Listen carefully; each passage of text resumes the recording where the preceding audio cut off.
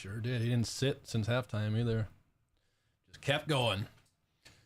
All right, so I want to start off with a quote and then a little activity. So the quote is from the Book of the Five Rings by Miyamoto Musashi. And he said, "Today is victory over yourself yesterday," right? I think that's a perfect quote for discipline and just incremental improvement, which is something that we preach here, right? 1% better today than you were yesterday, right? 1% better this week than you were last week. And if we can keep that up, just like compound interest, you just get better and better and better. And that's kind of what tonight's about. So I want everyone in this channel right now to pull up the chat of the channel. If you don't know how to do that, it's right above my head. It says HQ, and to the right is a little chat bubble. Just hit open chat. Now, this is not a gotcha thing. This is not a test. We're all bros here. We all trade together. We're all here for an hour or whatever tonight. I want everyone in 1 or 2 sentences to write your trading strategy or edge. Go. Type it out.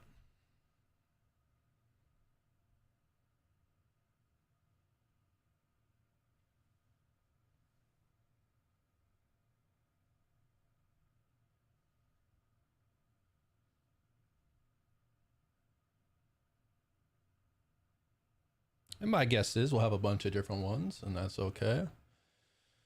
Big Whale says VWAP, liquidity sweeps, trend breaks, retest with divergences and market structure, says Eddie. Range trades using momentum divergences, said Robert. Support and resistance SFPs in a market structure shifts, Donkey. Scalping from TA levels, edge is my indicators. Mark levels, play key structure points, key price history. Looking for high time frame support and resistance, says Rich. Identifying SFPs and trend breaks. Cub says market structure shift plus volume. SFPs at key levels, nade in the higher time frame direction, ideally in direction of VWAP, so kind of like a little reversion thing. Mike says looking for SFPs at key levels with additional confluences. Mitch, being honest, appreciate it, brother. Kind of lost with my edge, trying to find it again. I mean, I think you'll get a lot of it tonight. Rob using micro levels and scalp. Cool. There's mine. I mean, you guys probably know mine since you trade with me every single day. We'll come back to that, right? We're going to talk a lot about edge, a lot about strategy tonight. But first I want to pose, I don't want you guys to type this out. I want to discuss this a little bit. I want to get an idea, get a feeling for what everyone thinks our job is. What is our job as traders? I don't think there's like a single right answer or a good way to phrase this, but I think it's important to define the job that we have signed up to learn to do. So if somebody wants to lead us off, by all means, except for Donkey, by all means, lead it off. Literally about to talk. Yeah. I got it. No, except for Eddie. Damn it. You can go, just I just don't want you guys to go first. How about Nade? I'm gonna pick on Nade tonight. Yeah, I mean, to me, it's just win more than I lose. Yeah, I mean, that's part of it, right? Who else?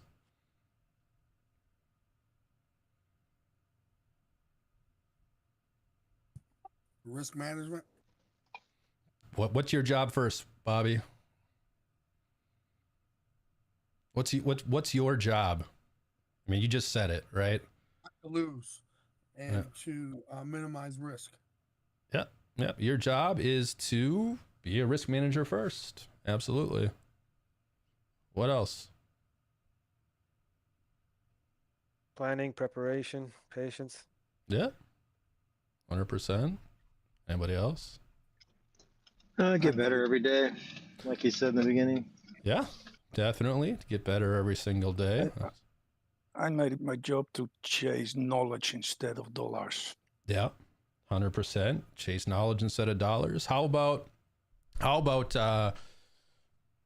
I think at the end of the day, right, we have to strip away ego. When you strip away everything, right, when you strip away ego, indicators, noise, when you strip away opinions, Our job as traders comes down to one thing, and it's to identify repeatable conditions where the odds are in our favor and exploit them with discipline. I think that's it at the end of the day, right? Now, all the things that you said kind of boil down into that, right? Risk management, get better and better every single day. You know, what is our job not to do, right? Does anyone have some things like we don't like? Our job is not to predict the future. That's contrary to popular belief. That is not our freaking job. We do not have crystal balls. We do not, have a magic 8-ball next to us. We are not predicting the future. We are also not catching every move, right? We're not trying to be right all the time. That's not the job. The job is not perfection. We're not here to time tops and bottoms, right?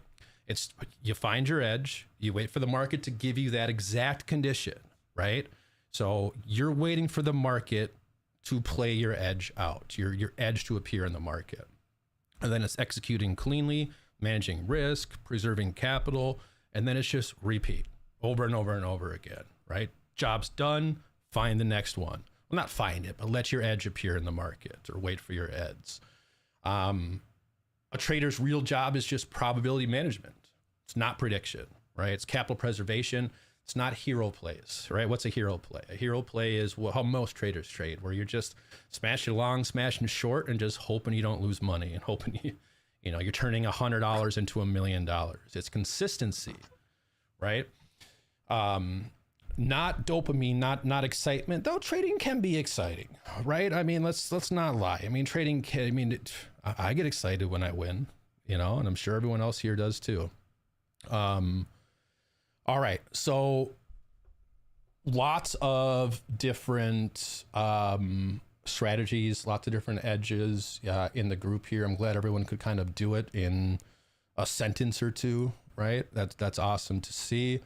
Dunky and I have been doing podcasts on like the blueprint of trading just from like a real basic standpoint. And I think we had a good conversation today, Dunk, that I kind of want to have a little bit again tonight.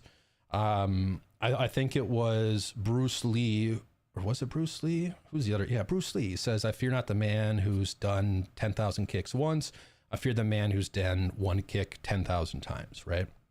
And today, Dunk, we had a conversation about specializing and how traders specialize. But it's not just like one asset, one setup, a couple indicators. It's all of that. It's all of that together. And I brought up the book Market Wizards. Has anybody here read Market Wizards? If you haven't, I would get it off of Amazon. It's basically like a dude interviewing a bunch of different professional traders, like big names that you've heard of, right? And there's a common theme in all of them.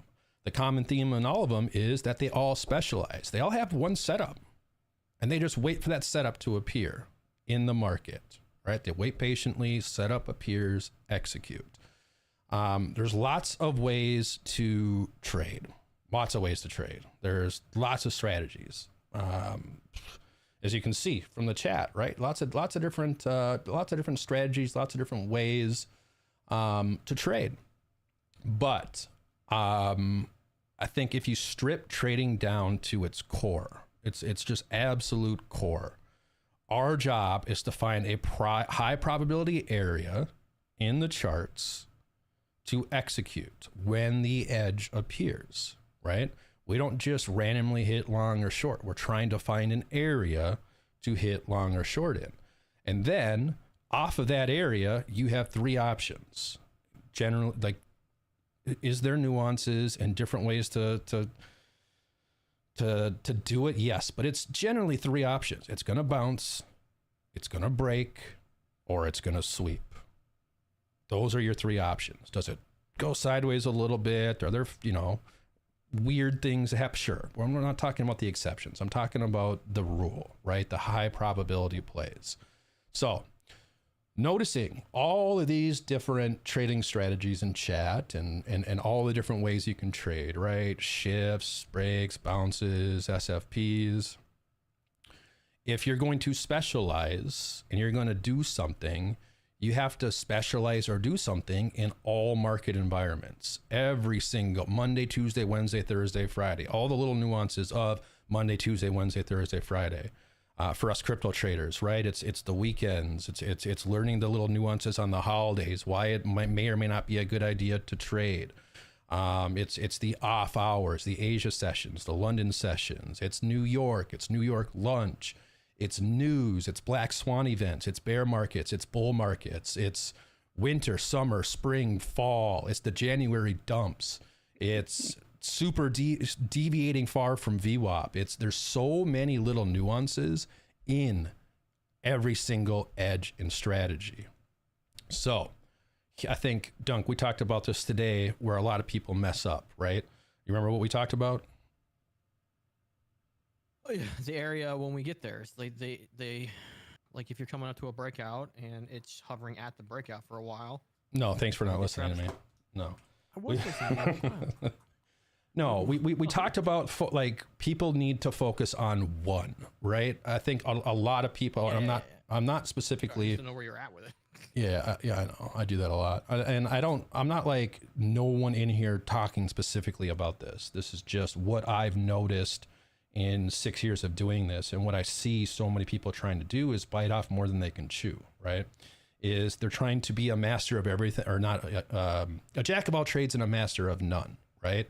So when you're flipping from strategy to strategy, indicator to indicator, when you're flipping from bounce, breaks, market structure shifts, and SFPs, you're not mastering anything. And maybe you are in the long run. Maybe you are. Right? Maybe it'll take you, I'm just going to throw out a number. Maybe if you just focus on bounces, for example, just support or resistance bounces, maybe you master it in a year. Maybe you get profitable a little bit sooner, 8 months, whatever. Maybe it takes you 2 years. I mean, it takes as long as it takes, as opposed to trying to do it all. And pretty soon you're 6 years in and you haven't freaking mastered anything. Because you're going from indicator to indicator, you're going from strategy to strategy, you're going from bounces to breaks to sweeps, and you're not mastering anything. And mastering something includes mastering in every single market context. It's knowing when not to take the trade, because that's more important, I believe, than knowing when to take the trade. I firmly believe that. I think knowing when not to trade, when not to hold risk, right? Because our job is risk managers. There are times when we should not hold risk. There are times when the market just doesn't make sense. It just doesn't make sense to hold risk. So I'm just going to pause there for a second. And I'm going to just open this up for conversation a little bit. Just because Ben has an opinion on something doesn't mean Ben's right. Just because Ben says something or noise comes out of Ben's mouth doesn't mean Ben's right. So I am open to discussion on this topic. Does anyone agree, disagree that traders specialize, that we should focus on learning one thing, one setup, and learn that one thing well till we can do it in our sleep? And it's okay if you do. I think that plays part in a lot of things in life. Give me some examples of how it plays part in powerlifting, Bobby. Can you think of any? And I'm putting you on the spot. No, I'm good. I can think of. So, like, let's say powerlifting, it consists of 3 lifts: bench, deadlift, and squat. Yeah. So, if you like me, I chose to focus in on bench for 10 plus years, and I was the #1 bencher in the world. And, and then after I mastered that, then I moved on to deadlift, and I broke both my legs, so I probably won't never be the master squat, but pretty damn good. Yeah, and I agree. Go ahead, Doug. It's anything. It's even if you just think of the Tactical Edge Trading floor or crew as a professional team, right?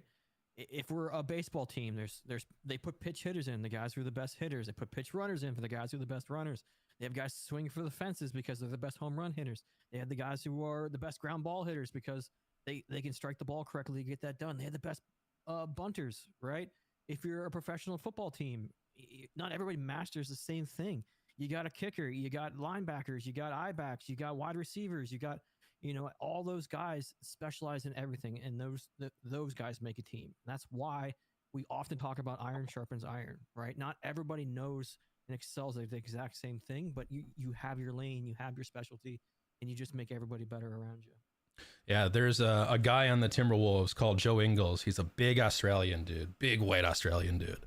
And he literally, his only job, unless they absolutely need him and everyone on the team is injured, his only job, do you know who he is, Rob?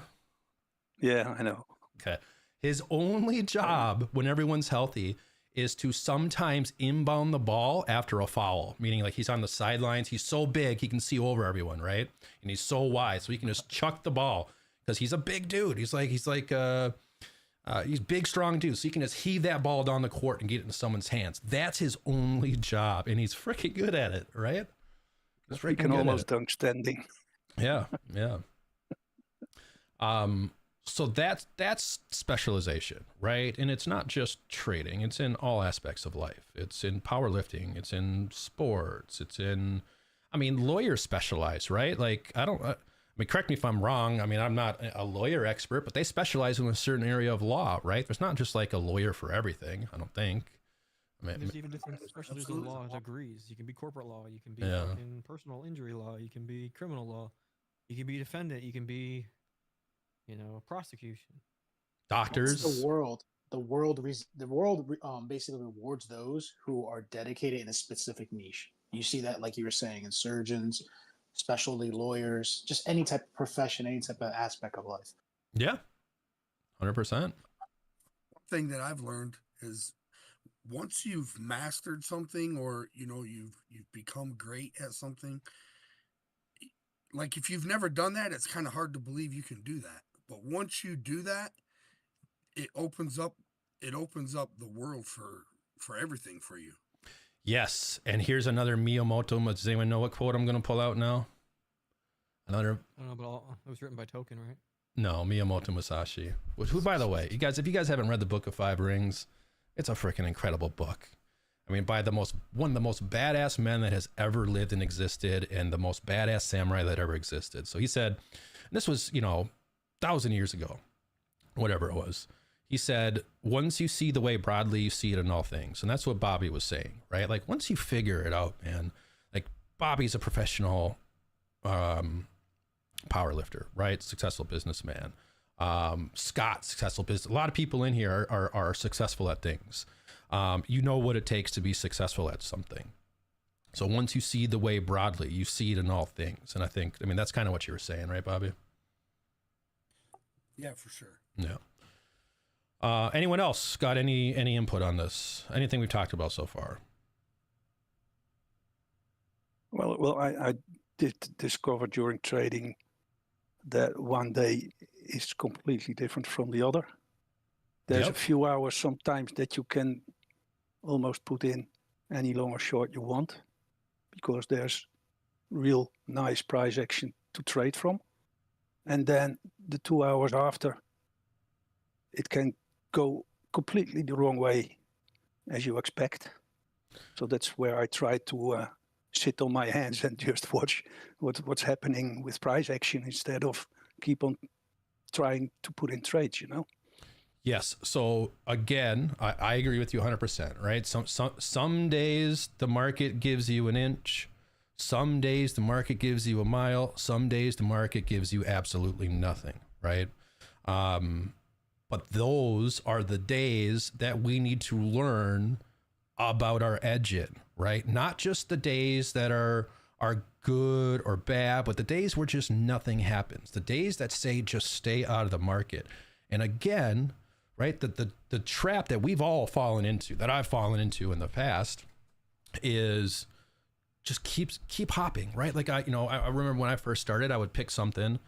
It would work maybe a couple times and then I'd lose my money. Then I'd try to find the next thing and maybe it would work a couple times. Then I'd lose my money and then I'd, just rinse and repeating. I never gave it a chance. I never worked at it, right? Edges are not found, right? You don't find an edge. Edges are fucking earned. They're earned through hundreds of trades, right? They're earned through trading in every market environment. They're learned through data. They're learned or I'm saying earned. I'm saying learned, but I mean earned. They're earned by the work you put in with your trading journal. They're earned by the data that you extract from your trading journal. Bobby, we found some good things out of your trading journal, did we not? Some things to yeah, some things to work on. You know, you're 10, 11, I think we're in the 10th week. I've lost track at this point. We should probably 10 or 11, I think, weeks into this. And you're using the trading journal that we made, and we have found a couple things that we can now work on because you got enough trades on your belt. Do you mind if I talk about them, Bobby? No, I don't mind. All right. So Bobby has about a 50% win rate right now, which is pretty freaking good. That's a 10 weeks, like 10 weeks in, by the way. And Bobby knew absolutely fucking nothing. He didn't know, right? Bobby, you didn't know what TradingView was. You didn't know what a candle was 10 weeks ago. Couldn't even turn on the computer. I didn't even know how to use the computer. Didn't even know how to use the computer, right? And now he's got a 50% win rate. That's solid. That's solid. But when we dove into his journal, right, we found two key areas to work on. We extracted the data out of it. We found that Bobby isn't trusting himself, which, you know, he asked me, by the way, he asked me the other day if these are normal issues that traders have. And I kind of chuckle. I didn't chuckle to him, but it's like, yeah, people don't trust themselves. People jump in early, jump in late, move their stop losses to profit too early.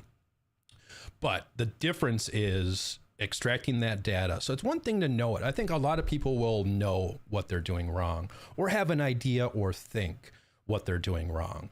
But it's like another thing to actually like see it in black and white and have the data tell you, right? It's like someone else is able to look at it and say, all right, here's what we're going to do.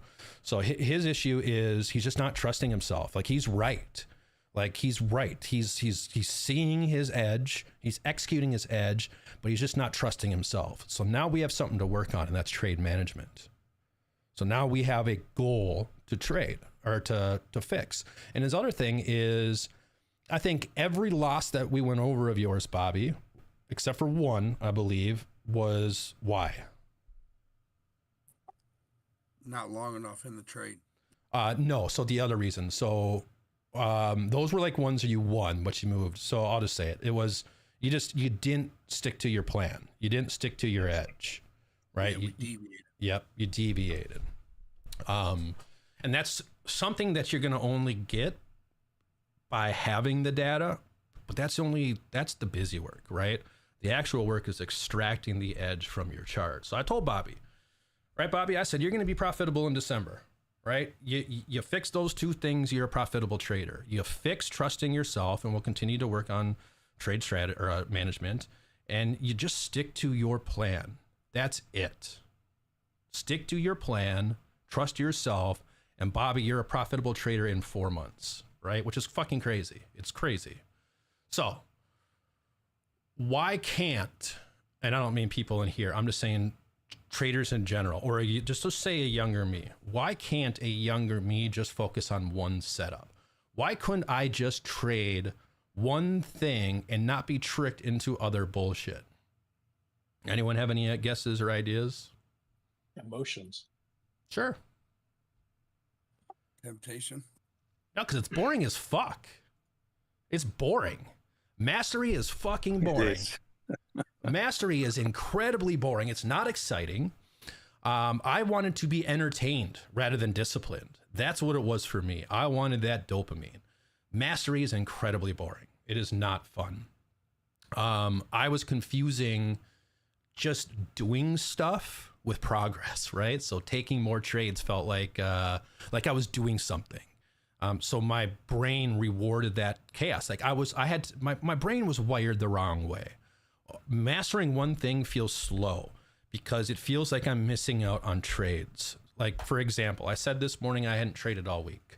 Monday or Tuesday, 0 trades. Because why? Because my edge, my setup was just not in the market. It just wasn't in the cards for me to trade that day. That's boring. That's boring. Most people can't do that. They see price run, so they try to hop in and catch it. Slow feels wrong to people who are I guess, impulsive traders or just impulsive people in general. Slow does not feel good, right? So, I mean, that's what it was for me, man. I was just confusing activity with progress. And I think this is another big one is I never trusted a single setup because I never mastered it, right? So I never fully gave my all to a single setup until very fucking recently, by the way. I mean, six months ago, I was still trading breaks. I was still trading bounces. Yes, I was still profitable, right? But I told you today, Dunk, dude, I am making way more. I have a higher win rate. I am making less mistakes. Does anybody remember one of the Saturday meets that I ran? This was a while back where I said there's like one day a week that's screwing me over. There's like one day a week that I'm over trading. Does anybody remember that? Yeah. Yeah. I've cut that out by focusing on one thing. That's gone. That does not exist anymore. Because now I am only waiting for one single setup in the market. That's it. One single setup. I don't care if I miss a move. I don't care if price leaves the stable without me. I don't care if price pumps 5% and I'm just not in it. I no longer care. And it is, I'm telling you, it is such a great feeling. So I have now, have I mastered SFPs? I don't know. My ego, the ego checking me wants to say no, but I'm pretty freaking good at them, right? So compared to what I was doing before, by focusing on just one setup, I have cut out my Achilles heel, which was just, there was always one day a week. There was always one day a week where I just over traded, and it didn't kill me, right? Like it didn't erase. Some weeks it did. Some weeks it absolutely decimated me, but it was just, if I could knock this out, I'd be doing so much better. And I have because of trusting a single setup. And before, when I was a younger trader, I never built conviction, right? You have to build conviction in your setup. And I think the only way you can do that is taking one setup through every single market condition: trend, chop, news, range, coiling around VWAP, NVIDIA earnings is tomorrow. The market's anticipating it. No one wants to throw money. It's like, it's everything, right? You have to know when your setup works, when your setup doesn't, when you should not even, when it's not even worth it to hold risk. How about anything else? Like why can't people just focus on one setup? Why can't they just only trade one thing and not get tricked into other BS? Anyone got any other stuff they want to add? I said this wasn't going to be an air lecture, and it's turning into an air lecture, and I don't like it. Someone else go. I mean, it's just like it's the layup, man. It's the foundation. It's the muscle memory. Yeah. Well, and what example did I give today, Dunk? Why don't you tell it for me, since I've told it to you twice now? The car. In what? My car. My guardrails. I got you. So it's winter out there, right? And Minnesota's fucking freezing.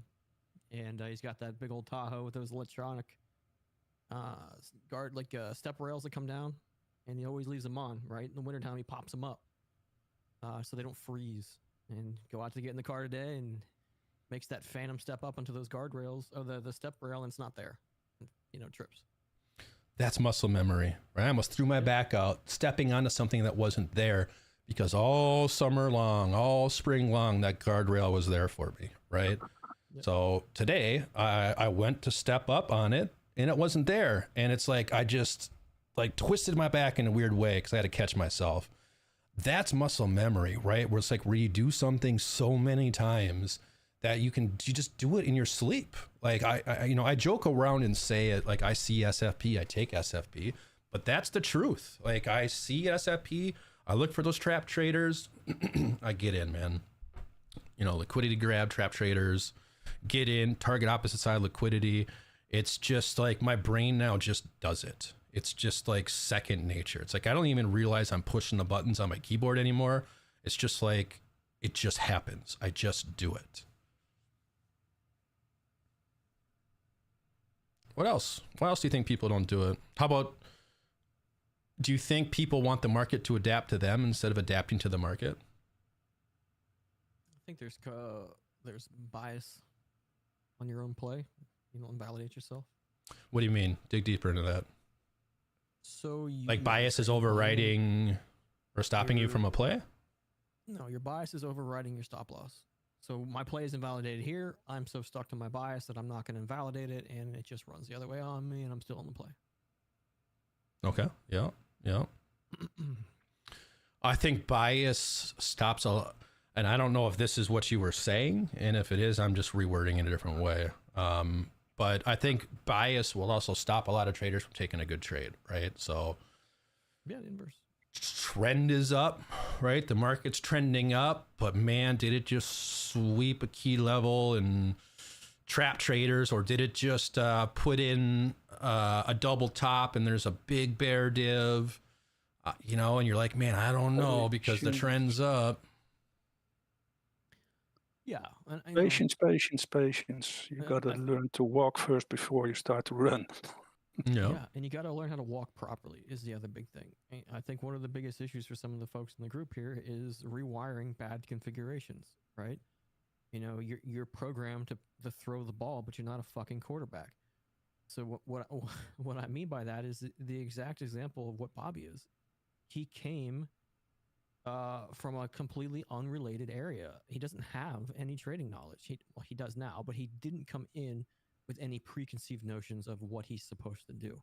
Nobody taught him a way that he doesn't understand, or the wrong way to do that, right? When I used to train people to sell, like in-home sales, like aggressive in-home sales, it was easier to train somebody who know nothing than to drill out the incorrect things out of somebody who was trained by somebody else at another company. And what I mean by that a little bit further is, you have to treat your system is the win. Executing your system is executing your edge, executing your system, taking the TPs, taking the correct entries, invalidating the correct levels, all those things that you had planned out before you took the trade, do them. Because what happens, Rob, if you don't take your profit? What happens 7 times out of 10? Your round trip.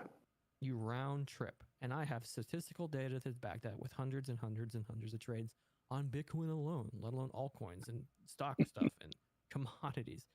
9 times out of 10, you will get no more than a 3R out of a play. If you don't TP, it's going to come back and take it all away from you.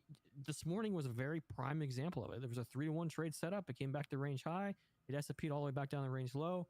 And that was it, right? At this point in time, it's back up and over at this. But, if you were just playing the New York session, you could have gave it all back and walked away with nothing. Yep. Right? Even digging into that further, you have to treat your account balance like it's $1 million account balance, right? And we dived into this in the podcast, and I think it's worth reiterating to you guys here. A lot of folks start with either a small funded account or a paper trading, or just something that they're risking $10, $20 a trade.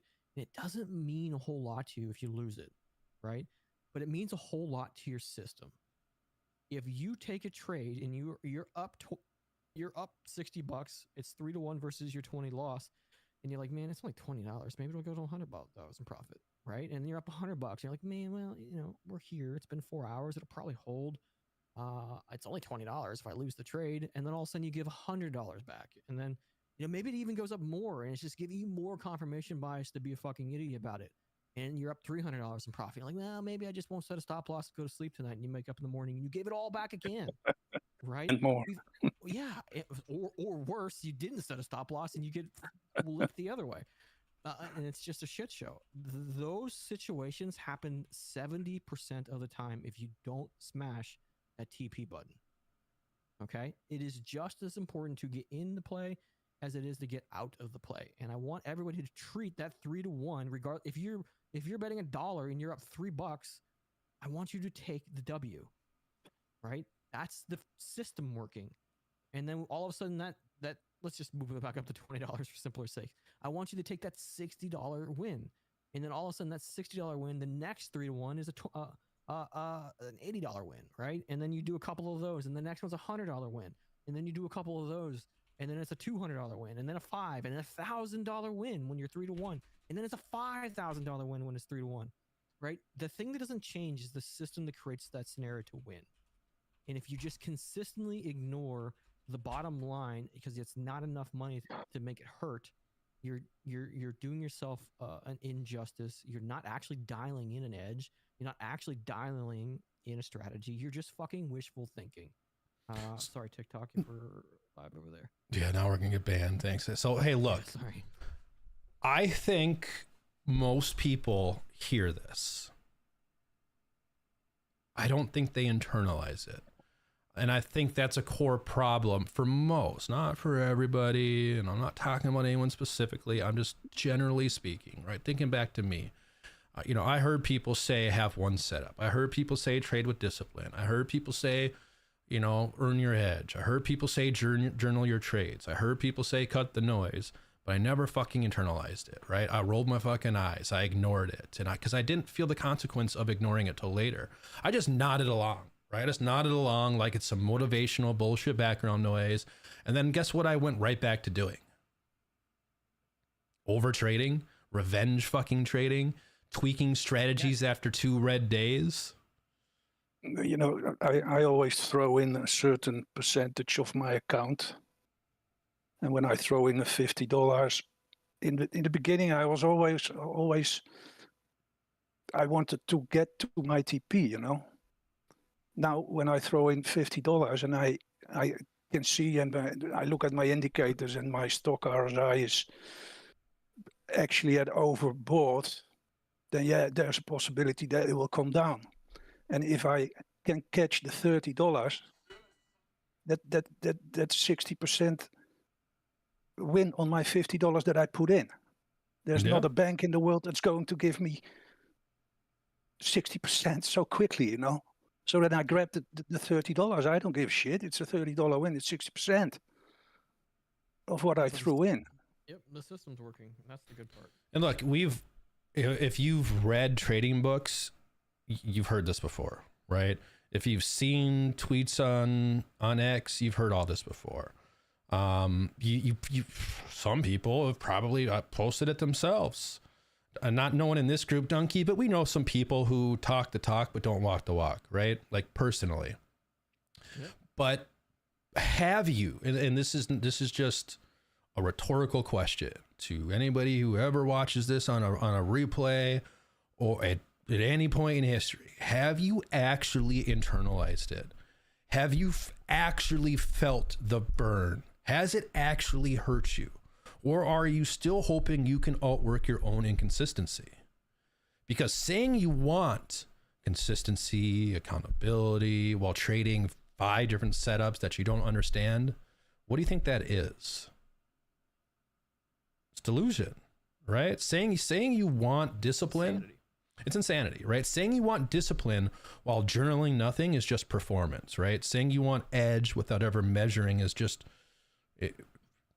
It's an L. Ron Hubbard novel, right? It's fantasy. It's bullshit. It's not that you don't know what to do, right?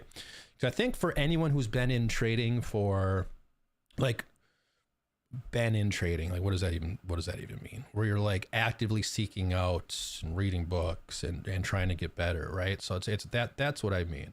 It's not that you don't know what to do. It's that you don't believe the boring stuff matters. And I think that belief is why most people are stuck, right? And it goes back to what I was saying about me as an early on trader. It wasn't exciting. Mastering something is boring. It is incredibly boring. That's probably why I stopped playing the guitar, right? Because it was fucking boring. Like doing like I have a freaking $700 guitar sitting here right next to my desk, and people come over and are like, "You play the guitar?" I'm like, "Yeah, I play the guitar." I don't play the fucking guitar, dude. I played it for like 6 months, maybe a year, and it was boring, right? And it's always boring, but that is a component for some people. Yeah. So I think there's some context there. Like I think there's people can be made at this earlier in life. Like, have you ever been outworked for something in high school or grade school or a sports team or a scholastic team or a collegiate team or a job promotion. The first time you ever get outworked in your life, you feel it, right? And trading is the one thing, the only person you have to outwork is you the day before, right? There's nobody pushing you but you, or me, or Air, or Brian, or Eddie. Like, there's nobody. Like, this is your job, right? You are the entrepreneur, the CEO of your trading company. Nobody's telling you to get out of bed every morning. Nobody's telling you, to push the long, to push the short. Nobody's telling you when the TP. Like, these are things you have to do with your own motivational methods. And we talked about this a little bit too. I don't remember the exact context we talked about it in.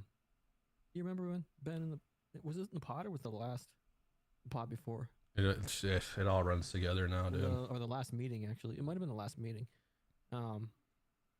It's up to you, right? If I outwork you, it's not actually hurting you, right? You're just hurting yourself at the end of the day. Like, I'm not taking anything from you. I'm not taking your play. I'm not taking your liquidity so you can't make a trade. I'm not outworking your profit margins. Like, it's you versus the market every single day. And that is, I've told a couple of you and talked about a couple of you, I love individual sports, right? I love them. They drive me. I did professional speed skating for a very long time. And the reason I loved it, if there was a weak link, it was me. I was blaming a teammate, or, I didn't, it's always a fucking teammate, right? In baseball, basketball, all these things, there's weak links on your team that can be the difference between victory and defeat. In single sports, it's just you. I just recently started doing fencing. It's me, baby. Like, it's me versus the person in front of me, and there's nobody else to blame but me. And I fucking love it, dude. I love the intensity of it. I love working hard for it. I love just the feeling of victory of outworking the person in front of me. Trading's not unlike that, but the person you're trying to outwork is you every single day. It's victory on yourself, Yep. I started off trading and I lost trades, and I was a beginner. I knew what the trend line was. I knew what the level was. Started trading, and I lost trades. And then I was looking, why the fuck did I lose that trade? And I couldn't figure it out. So I went to the next one. Yeah, I lost it again. Yeah, so it's not like Donkey took your stop. I was starting to ask myself, why the fuck is this happening? Yeah, so there's only one thing you can do is try to find out. Yeah, it's boring because you're not actually really trading then. But I started to use paper trading a lot. And also there, I made mistakes, I started losing trades, or I did lose trades, but also the wins, why the fuck did I win this one? So I always play them back. Yep. The replay function in TradingView is fucking fantastic. Yep. But look, it wasn't always that way, at least for me, right? Like, I used to pocket watch. I used to be in other Discords and see the brag wall or see post on Twitter and get jealous and compare myself to them. Yeah, me too. But trading's all about rewiring yourself, right? Like, Donkey's right. Your only competition is you. My only competition is me. I'm not in competition with anybody but myself every single day. And I think it was Pitbull, the rapper, who said, you know what the biggest room in the world is? It's the room for improvement, right?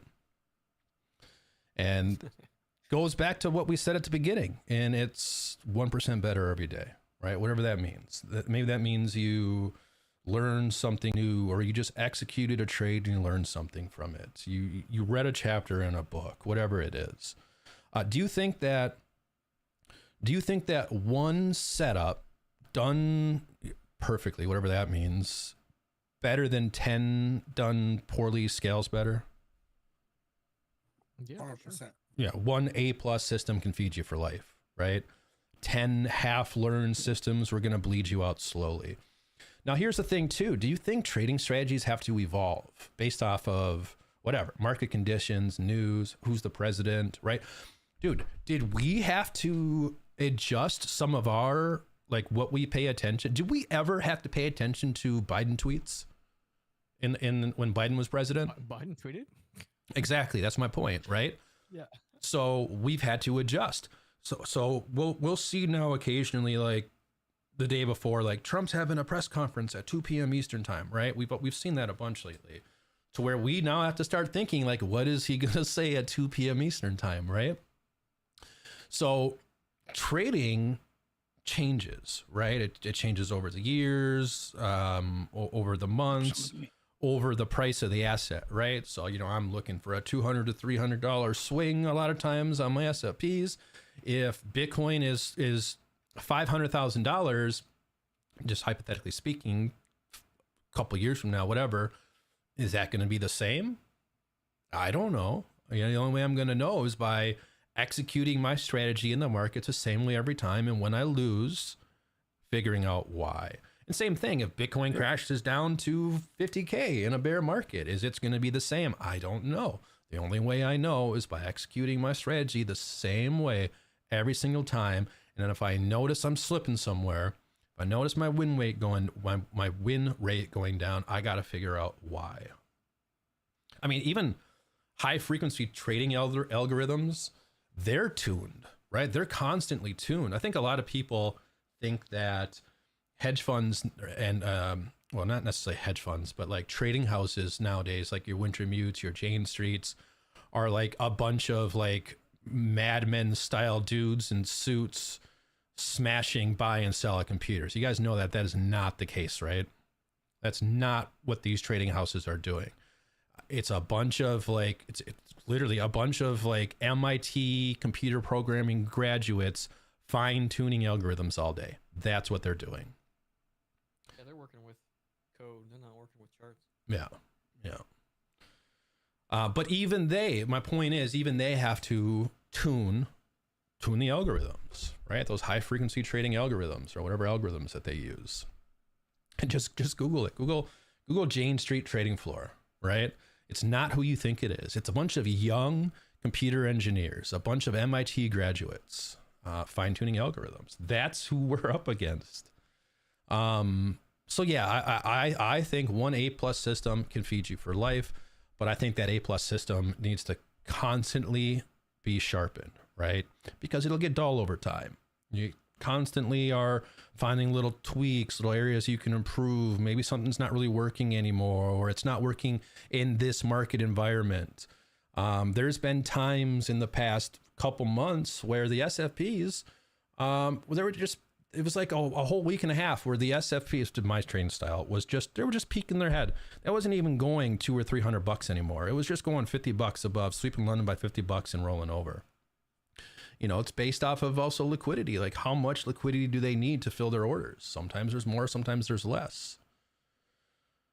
What else? Yeah, look at it 2 years ago. Everyone was holding bags. Yeah. Look what all the altcoins did. There's no use in at the moment. Yeah, maybe if it goes up to 500K, but all the altcoins are 80% down for 2 years.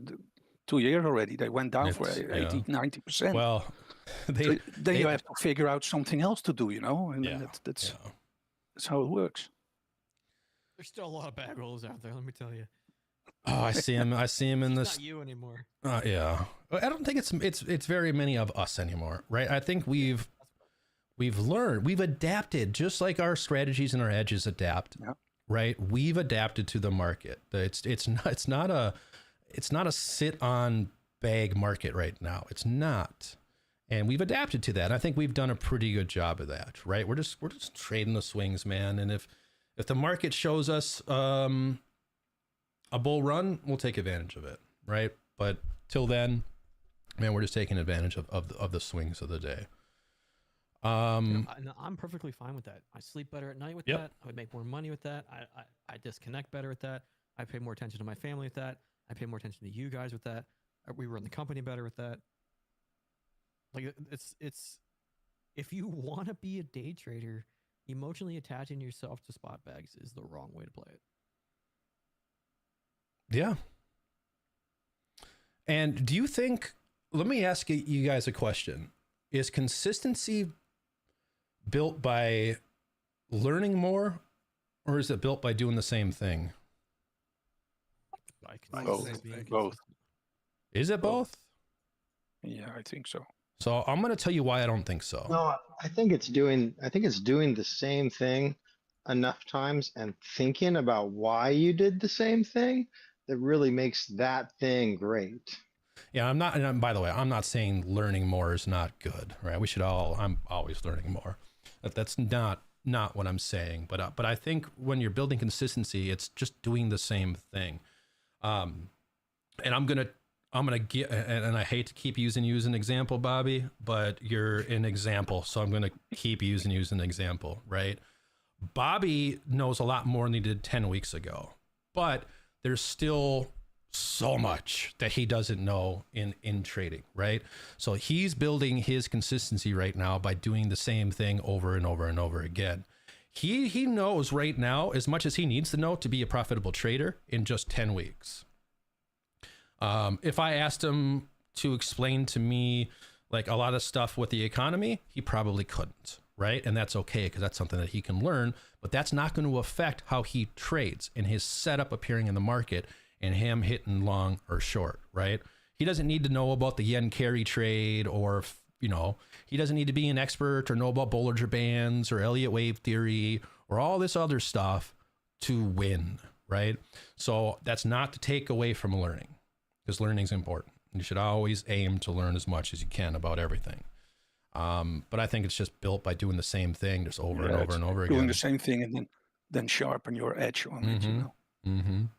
Think about Steph Curry, dude, hitting those threes. Yeah, He's got same the formation, weirdest dude. shot in the world, dude. But if somebody came in and tried to change it, I'm pretty sure his coach would have him murdered.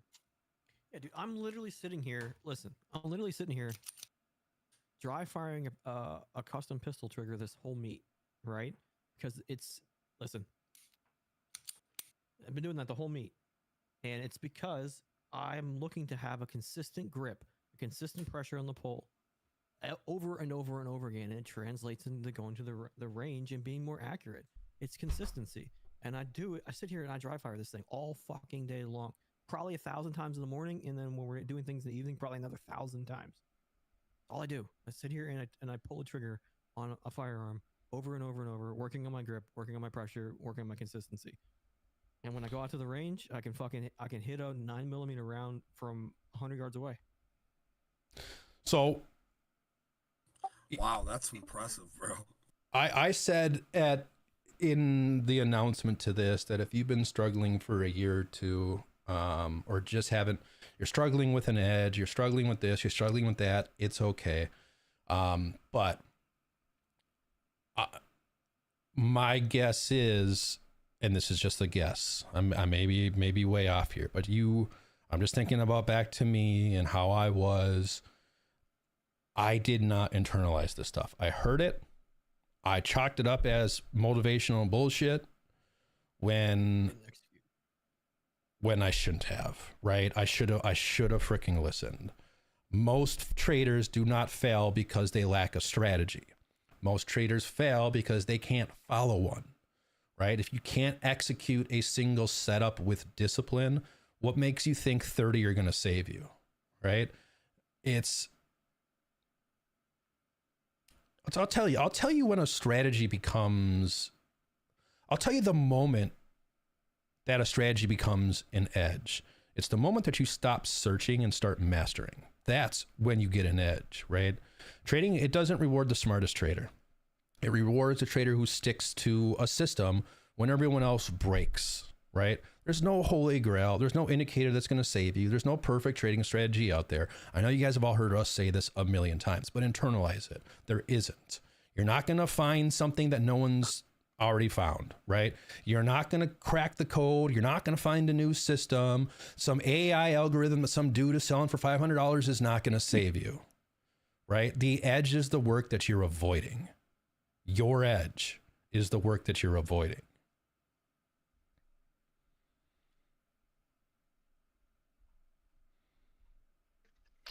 I could throw something in there too, just an idea for the guys. Go ahead. Just along those lines, one thing that I've been doing is figuring out, like with my system, I found great entries on the 1 hour that are pretty visible, but I realized I'm still fucking up looking for longs and shorts and other shit on the lower time frames. So my great idea tonight was, okay, just focus on those 1 hour setups because I can find them in the charts, mark them out, play with them, and then make that. And now just zoom it, put it in a box, zoom in on the 5 minute, and now just make a rule for myself. Hey, you know, when my 1 hour setup shows, I'm zoomed on the 5, I'm only looking for longs or I'm only looking for shorts. And then this is particularly what I'm looking for. So I'm just kind of just taking my system and just taking one component of it and just tweaking on that. So here's something that we have been that's preaching helpful. for the last 6 years since before we were Tactical Edge, right? Most people fuck up because they're trying to trade the 5 and the 15-minute chart as opposed to execute on the 5 and 15-minute chart. So what does that mean, Got it right? there, Robert. Exactly what Robert said. Yeah. So what does that mean, right? Exactly what I said. Most people are trading the 5 and 15 as opposed to executing, right? The 1 hour is your battlefield. That's your map. That's your support. That's your resistance, right? And if you're not an intraday trader, right? Well, what does that look like? Well, if you're a swing trader, maybe it's the weekly, the daily, and the 4 hour, right? Like this can be adapted to whatever style of trader you are. If you're a swing trader, you don't have time to sit down and mark out the levels every morning. You go 9 to 5. I get it. So do the weekly, the daily, the 4 hour, or whatever combination of that, right? Maybe it's the daily, the 4 hour, the 1 hour, right?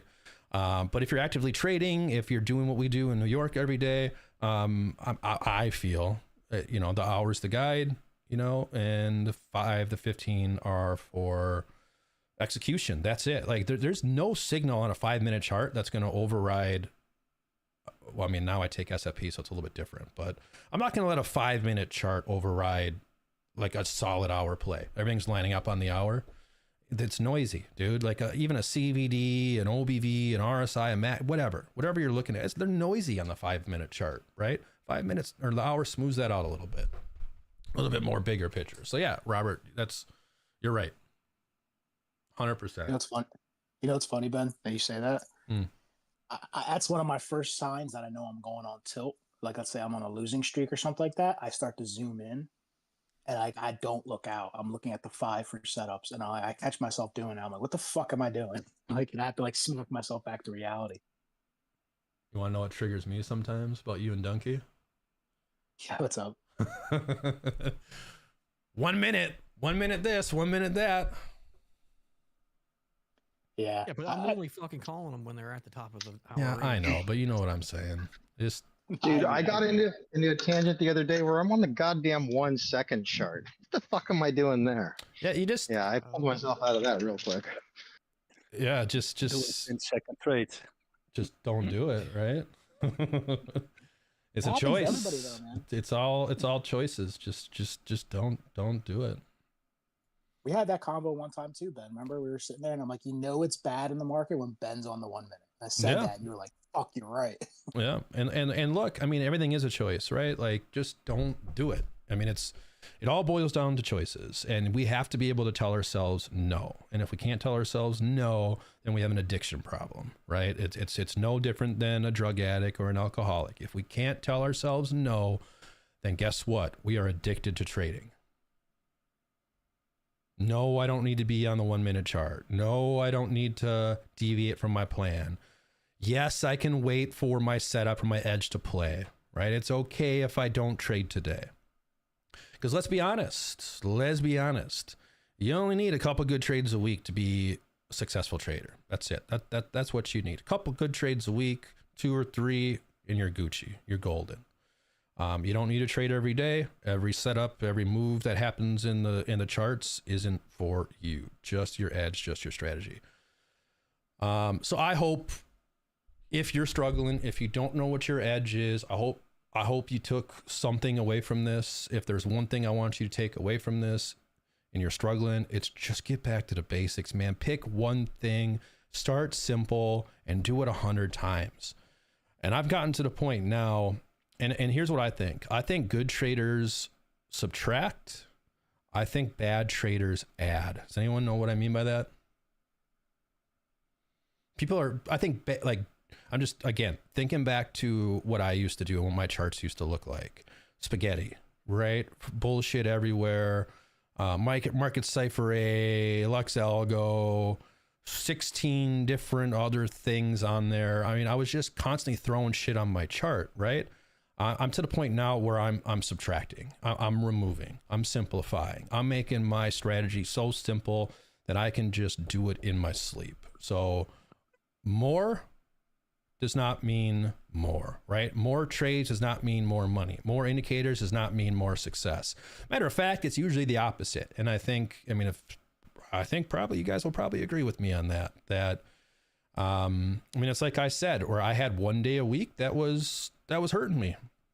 And I've knocked that out by removing, by subtraction, not by addition. Was it like a particular day of the week or just like one day if you like slipping up? No, it was just like one day. Usually it was the beginning of the week, like Monday or Tuesday. For some reason, usually it was Tuesdays. It's Mondays for me. Yeah, Mondays are usually when I go like I have my red day. If I'm gonna have a red day, it's a Monday, and then I play catch up Tuesday, Wednesday, and then by Thursday I'm in the profits or something. Yeah. Usually it would be like I would do good on a Monday. I'd hit one good trade or something on a Monday. Tuesday, I would lose, and then I would like get in again and lose, and then get in again and lose. And pretty soon I'm 5 or 6 trades in. I'm just like, what the hell am I even doing? But it was because I was trying to catch everything, right? I was trying to catch every bounce, every break, every sweep. So everything looked like a move. When I'm trying to do everything, guess what? Everything looks like a trade. When I'm trying to master everything or trying to trade every type of setup, everything looks like a trade. And that couldn't have been further from the truth for me. Again, internalize it. That's really all I got. We've been here for an hour. Anyone want to add? Any questions? Before everyone takes off, though, I am going to stop something. Give me a second here.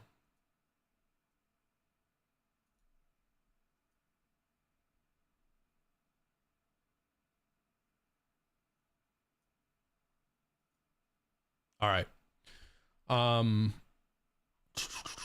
I want to talk a little bit about our accountability meets, and I'm just going to get real for a second here. All right. When we first sat down and we first did all the polls and everything, everyone was on board. Everyone wanted to do the accountability meets. Now nobody's showing up, and there's 30 people in chat here for this meet, right? I have my ideas on why that is. We can get into them if you want, but people are running from accountability. People aren't getting there.